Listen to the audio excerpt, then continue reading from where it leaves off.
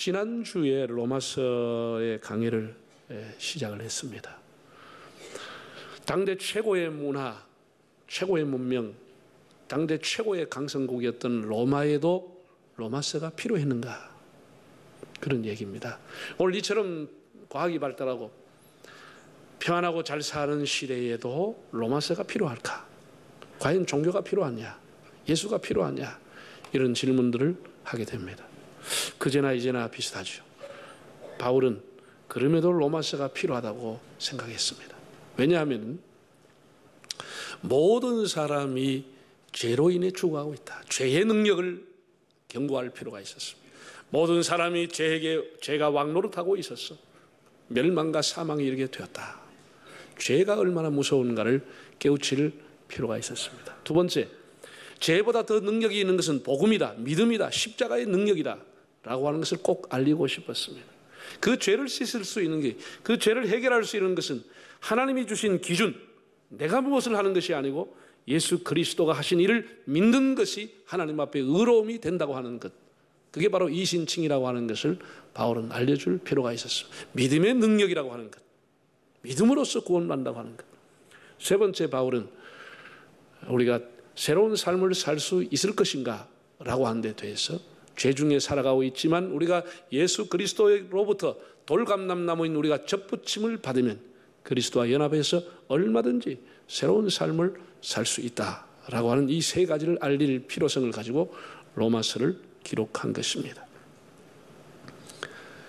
그는 로마 교회에 자기를 소개했습니다.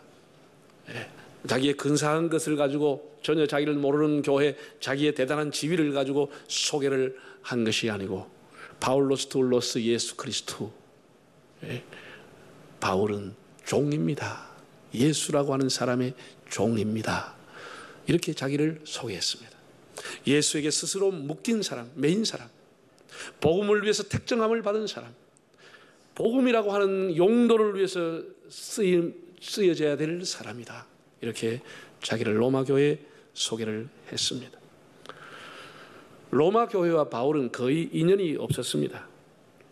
로마 교회는 바울이 전도에 설립한 교회도 아니고 바울이 디모데나 디도 같은 자기의 어떤 제자들을 보내서 목회를 하게 한 것도 아니었습니다. 전혀 자기와는 인연이 없는 교회였습니다. 그럼 로마 교회가 어떻게 출발했느냐, 로마 교회는 어떻게 생겨났느냐 라고 한 데 대해서 주석가들은 사도행전 2장 10절 오순절날 사건에 대해서 우리가 보면은 유추할 수가 있습니다. 자, 2장 10절을 한번 읽어보실까요? 부르기아와 밤불리아, 애국가 및 구레네에 가까운 리비아 여러 지방에 사는 사람들과 어디서부터 왔어요? 로마로부터 온 나그네 곧 유대인과 유대교에 들어온 사람들. 즉 거기 마가 요한의 다락방에 전 세계에서 많은 사람이 오순절날 순례하러 예루살렘에 왔는데 거기는 애굽 그리고 아프리카 구레네, 리비아 이런 곳에서 디아스폴라 유대인이 올 뿐 아니라 로마로부터도 왔다는 것이죠. 로마로부터 온 나그네 곧 유대인과 유대교에 개종한 사람들. 로마의 디아스폴라로 살고 있던 유대인들 중에서 예루살렘 성전을 순례하러 오순절날 왔다가 성령을 받아버린 것입니다. 그래서 이들이 로마로 돌아가서 로마 교회를 이루게 된 것입니다. 로마 교회를. 당시에 로마 인구가 한 100만 명으로 추정됩니다. 굉장히 큰 도시였습니다. 100만 명 정도로 추정이 되는데 로마 교회는 그저 한 몇십 명 정도가 모여서 가난한 사람들이 모여서 성령을 받고 예수 그리스도를 섬기는 그런 아주 목회자도 없는 미약한 교회였습니다. 세계의 수도에 있었지만 로마 교회는 아주 미약했습니다. 이 로마서의 특징이라고 하면은 다른 복음은 다 바울이 직접 관여를 했던 교회, 자기가 설립했거나 자기 제자를 보내어서 그 교회 상황에 맞는 서신을 써준 겁니다. 사람들이 와서 우리 교회 형편은 이렇고 이렇습니다 라고 하면은 그래, 네가 갈 때 내 편지를 가지고 가라. 그 교회에 일어난 문제를 대처하기 위한 서신, 맞춤형 답을 주었습니다. 많은 유대인들이 다시 예수 그리스도를 믿지 않고 유대교로 회교하고 있습니다. 다시 율법으로 회개하고 있습니다. 다시 할례를 받아야 된다고 합니다. 갈라디아 교회 사람이 와서 얘기하니까 바울이 글을 써서 아니야, 라고 갈라디아에 써준 것. 그러니까 그 교회의 형평과 상황 보고를 듣고 거기에 맞는 맞춤형 형식의 답을 준 것이 바울의 12서신입니다. 그런데 지금 로마서는 전혀 달랐습니다. 바울의 13개 서신 중에 가장 긴 내용을 가지고 있는데 전혀 자기와 인연이 없고 뭐 때문에 썼느냐? 아주 그 계획적이며 조직적으로 구원론에 대해서 차근차근 가르칠 필요를 가지고 기록을 한 것입니다. 현재 교회에 어떤 일어난 문제를 대처하기 위해서 주는 답이 아니고 오고 오는 모든 그리스도인들에게 조직신학, 신론, 기독론, 교회론, 구원론 이런 것에 대해서 무엇이 죄악이며 무엇이 구원받으며 예수 그리스도는 어떤 분인지 하는 것을 아주 계획적으로 조직적으로 기록을 해놓은 것입니다. 그래서 우리는 어떤 성경보다도 로마서를 통해서 복음의 진수를 배우게 되는 것입니다. 단 일례적으로 성령의 체험을 했던 로마 사람들에게 아무런 교육이 없고 교육자가 없었던 그들에게 바울은 이 서신을 통해서 그들에게 복음을 가르쳐 주기를 원했습니다. 이게 로마서의 특징입니다. 아주 계획적으로 조직적으로 구원론을 기록했다는 것입니다. 그런 인사말이 끝나자마자 세 가지의 서두를 꺼냈습니다. 하나는 로마 교인들에게 내가 여러분에게 감사하고 있습니다. 그것은 여러분들이 믿음이 있다는 소문이 저에게 들렸기 때문입니다. 로마 교인들이 믿음이 있다고 하는 사실 앞에 바울이 감사를 했습니다. 그러면서 두 번째, 나는 늘 기도할 때마다 로마 교회와 여러분들을 위해 기도하고 있습니다. 이 일은 하나님이 나의 증인이 되십니다. 늘 중보하며 당신들 위해 기도하고 있습니다. 세 번째, 하나님이 저에게 길을 열어주셔서 꼭 여러분을 만날 길을 찾고 있습니다. 내가 꼭 로마를 방문해서 여러분을 만나고 싶습니다. 이 세 가지가 서두에 기록을 했습니다. 좀 더 로마 교회 사람들은 어떤 사람들로 구성이 됐느냐? 자, 8절을 한번 읽어볼까요? 8절. 먼저 내가 예수 그리스도로 말미암아 너희 모든 사람에 관하여 내 하나님께 감사함은 너희 믿음이 온 세상에 전파됨이로다. 참 바울이 이 로마 교회 내가 하나님 앞에 감사한 것은 첫째로, 먼저라고 하는 첫째로 여러분들의 믿음이 온 세상에 전파됐기 때문입니다. 굉장히 감격스러운 내용입니다. 우리가 그 당시를 이렇게 머릿속에 약간 그려본다면 굉장히 감격스러운 문장입니다. 엠파이어, 로마의 제국을 이루었던 로마의 시민들은 1등 시민이었습니다. 그들은 부유했고 대리석으로 잘 지은 집에 살았고 아무 걱정이 없이 움직일 때마다 노예들이 다 그들의 수발을 들어주며 부족함이 없는 시민으로 살았습니다. 거기에 비해서 로마 교회를 구성했던 사람들은 거의가 다 가난한 사람들, 초라한 사람들, 비천한 노예들, 천막 속에서 하루하루 살면서 노동으로 생계를 꾸려가는 극소수의 로마 교인들. 그들이 그 속에서도 믿음을 지키고 살았다고 하는 것이 바울에게는 감동이었습니다. 감동이었습니다. 네. 초라한 행색을 하고 미래가 없는 노예 생활, 암담한 생활과 가난한 생활을 하면서도 하나님 앞에 믿음을 지키고 살았다. 이 점에 대해서 바울은 감사하고 있습니다. 오늘 우리는 이 본문에서 다시 한번 우리의 신앙의 현주소와 기복신앙의 문제점을 성찰해 볼 필요가 있습니다. 사람이 어떤 사람이나 사건을 어떻게 보느냐는 관점, 어떤 안경을 쓰고 그 사람을 보느냐라고 하는 것에 대해서 평가는 완전히 상반될 수 있습니다. 우리가 하나님을 믿는데 하나님을 믿는 관점, 하나님을 믿는 목적이 복을 받는 것에 치중을 하게 됐을 때 그 사람의 신앙은 온전한 신앙이 될 수 없습니다. 소위 말해서 기복. 하나님 예수 믿어서 다 복을 받아야 된다. 예수 믿어 잘 돼야 된다. 땅에서 복을 받아야 된다. 이런 것에 관점을 가지고 예수를 믿으면 예수 바로 못 믿죠. 끝까지 못 믿습니다. 물론 사람이라고 하는 존재는 하나님의 복이 없이는 살아갈 수 없는 존재입니다. 창세기 1장 28절을 보면은 하나님이 사람을 지으시고 제일 먼저 하신 것이 그들에게 복을 주시며 이르시되 생육하고 번성하라. 하나님이 사람을 지으시고 제일 먼저 한 행위가 복을 줬다는 거예요. 복을 주셨어요. 그러니까 우리가 살아가면서 하나님의 복이 없이는 살 수 없는 존재임에도 불구하고 그 사람이 예수를 믿는데 복을 받는 데다가 관점을 가지고 살아간다. 그러면 참 신앙생활이 참 즐겁지 못합니다. 예수 믿어도 계속 가정은 가난하고, 예수 믿어도 계속 생활은 어렵고, 예수를 믿어도 사업은 지지부진하고, 예수를 믿어도 계속 아프고 병원을 다니고 수술하고 몸에 장애를 짊어지고, 그러면 예수를 믿는 목적이 잘못되기 때문에 자기 원하는 것이 아니면은 하나님 의심하게 되고 하나님 멀리할 수밖에 없게 되는 겁니다. 예수 믿어도 별 소용이 없더라, 이렇게 되고 마는 것이죠. 왜? 예수를 믿는 것이 땅에서 잘 되는 것을 목적으로 삼았기 때문에. 그래서 이 기복신앙이라고 하는 것이 들어가면은 그 사람의 신앙을 발전시키는 게 아닙니다. 신앙을 무너뜨리는 게 되는 겁니다. 여러분, 로마서를 기록한 바울의 경우를 보십시오. 바울이 잘 살았습니까? 편안했습니까? 부유한 삶을 누렸습니까? 바울은 가난한 삶을 살았습니다. 자기 스스로 자비랑 선교 텐트를 만들어 팔면서 생계를 유지했습니다. 그는 가는 곳마다 환영받지 않고 매를 맞고 감옥에 가고 핍박을 받았습니다. 자기 육체에는 몹쓸 육체의 가시가 있어서 하나님 앞에 3번이나 간절히 금식하고 기도했지만 하나님은 그 가시, 육체의 장애를 가지고 그냥 살으라고 말했습니다. 한 번도 편할 날을 살지 못하고 수없이 태장으로 맞고 감옥에 가고 그러면서 예수 그리스도를 증거했습니다. 그럼 그는 저주받은 사람입니까? 땅에서 누리는 가정도 이루지 못했습니다. 기본적인 것조차 그는 누리지 못했습니다. 우리가 성경에서 소위 말해서 기적을 가장 많이 행한 사람 누구라고 생각하세요? 여러분, 신구약 성경에서 기적을 가장 많이 행한 분은 예수님입니다.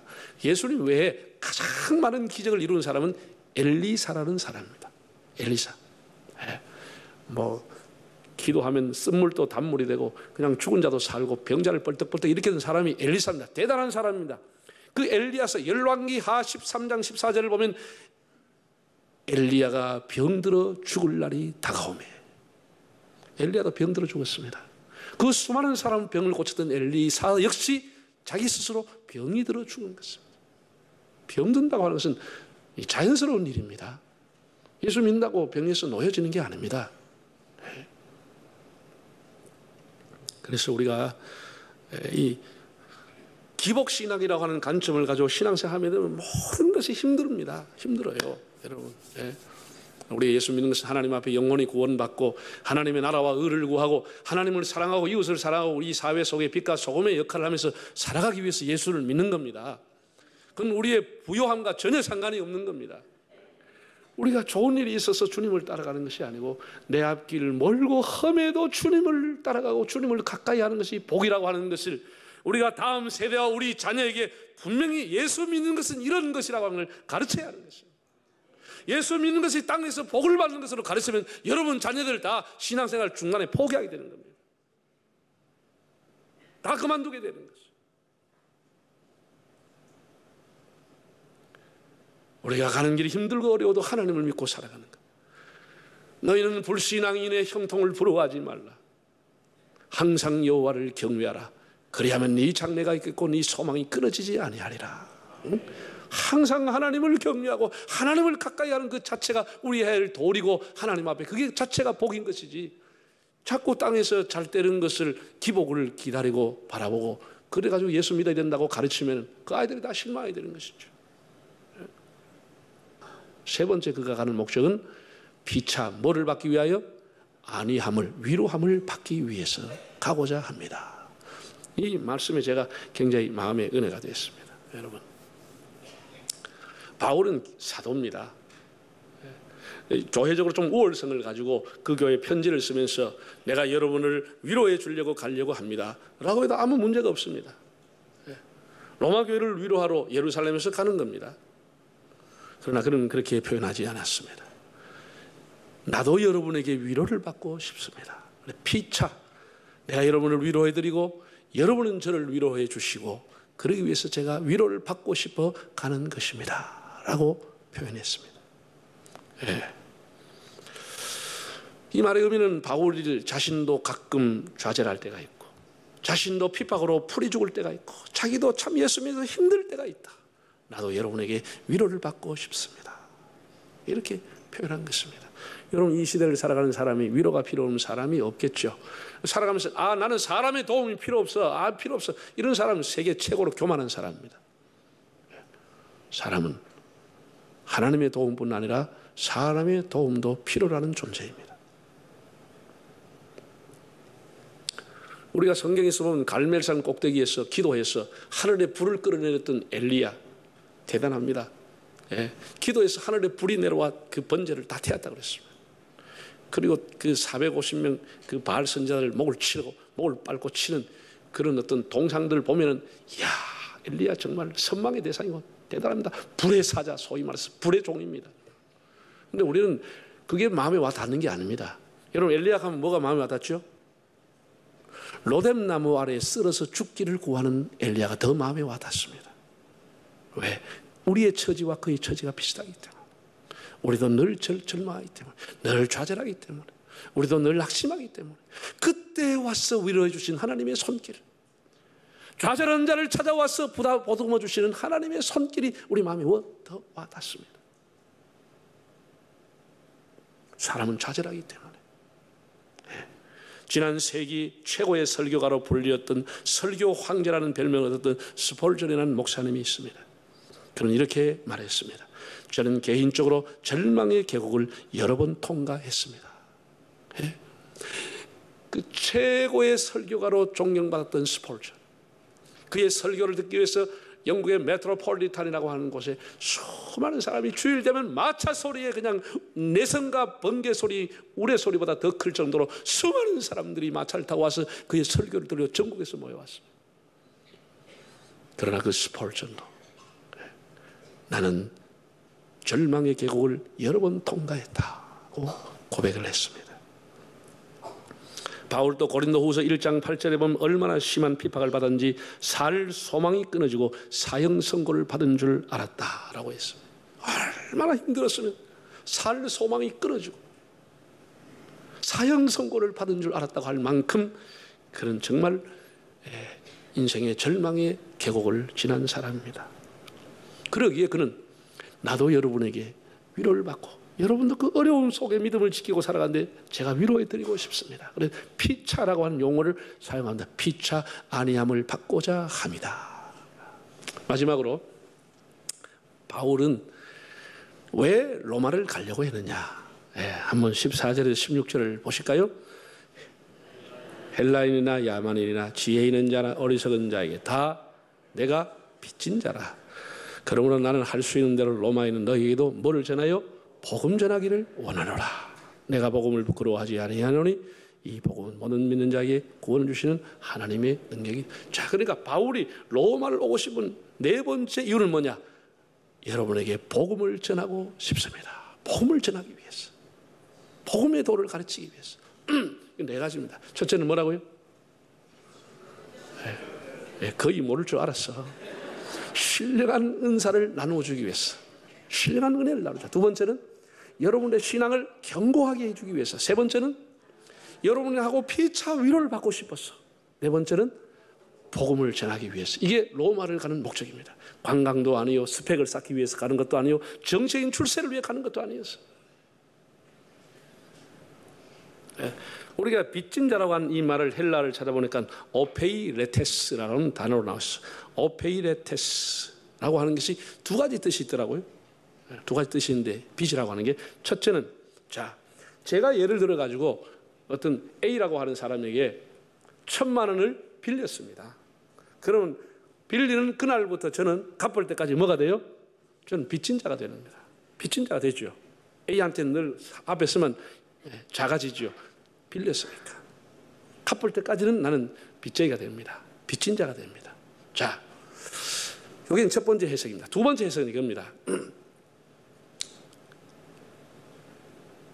어떤 사람이 저에게 1억짜리 봉투를 주면서, 김 목사, 이거 내가 너희 노예 박모 목사한테 갚아야 될 것인데 내가 못 줬어.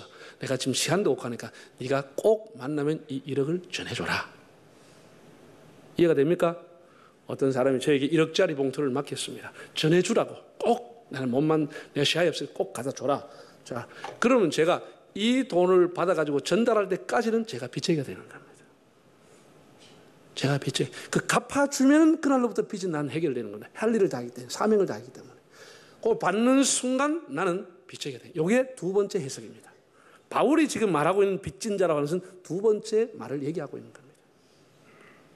자기가 이러이러한 사람에게 복음을 전하라고 했는데 그 전할 때까지는 자기는 빚을 지고 있다는 겁니다. 이게 바울의 해석입니다. 두 번째. 참 바울이 대단한 사람이죠. 대단한 사람이죠. 네. 그래서 그는 누구에게 빚을 졌냐? 지식인이나 야만이나 문명인이나 문명인이 아닌 사람이나 다 내가 빚진 사람이다.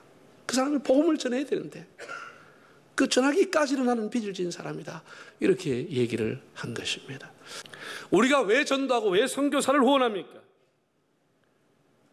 에밀러라고 하는 사람이 이런 말을 했습니다. 불이 불탐으로서 존재하듯이, 불이라고 하는 것은 불을 탐으로 존재하는 것처럼 교회는 선교함으로 존재한다는 말을 했습니다. 교회의 존재 이유가 선교라고 하는 데는 이견이 없습니다. 우리에게는 다 영적인 채무의식이 필요한 것입니다. 우리 한국교회는 가지 않으면 보내라고 하는 구호를 외치면서 주님의 지상 명성에 순종하려고 개척하는 교회들조차도 담은 얼마라도 선교하려고 힘을 쓰는 모습이었습니다. 예, 여러분 새해에도 여러분이 교회 안에 전도대, 전도 폭발, 예, 남자 전도대, 기전사, 복전사, 예전사, 예, 그 외에 해외 선교, 국내에 개척한 어려운 교회, 여러분 관심을 가지고 선교와 전도에 동참하시고 헌신해 주시기를 바랍니다. 우리에게 이 거룩한 부담, 영적인 채권자가 아니고 채무자라고 하는 생각을 가지고 살아가는 겁니다. 아펜셀라 언더우드가 왜 왔습니까? 영적인 채무자의 의식을 가지고 한국 땅에 와서 헌신하지 않았습니까? 우리가 생각해 보면 하나님의 많은 은혜와 사랑의 빚을 받고 살아가고 있습니다. 여러분 우리가 생각해 보면 나는 성경에 나오는 이 수많은 사람이 빚지고 살아가고 있다고 봅니다. 아브라함, 이삭, 야곱, 모세, 다윗, 다니엘, 베드로, 요한, 이 수많은 사람들의 신앙의 빚을 지고 우리가 그들의 길을 따라가고 있습니다. 우리 한국교회 초기에 많은 핍박 속에 한국교회를 이루었던 분들, 그들이 다 우리가 빚을 지고 살아가고 있습니다. 우리 교회도 초기에 수많은 사람들 헌신해 우리 신앙의 윗대들의 빚을 지고 우리가 살아가고 신앙생활하고 있는 겁니다. 좀 다른 면이지만 우리는 다음 세대도 빚을 지고 살아갈 수밖에 없습니다. 우리가 세월에 가서 노인이 되면 그 다음 세대들이 이 나라에 세금을 내고 이 나라의 곳곳에서 봉사해서 노인들을 봉양할 수밖에 없는 구조가 아니겠습니까? 우리가 일생토록 하나님이나 사람 앞에 다 빚진 사람입니다.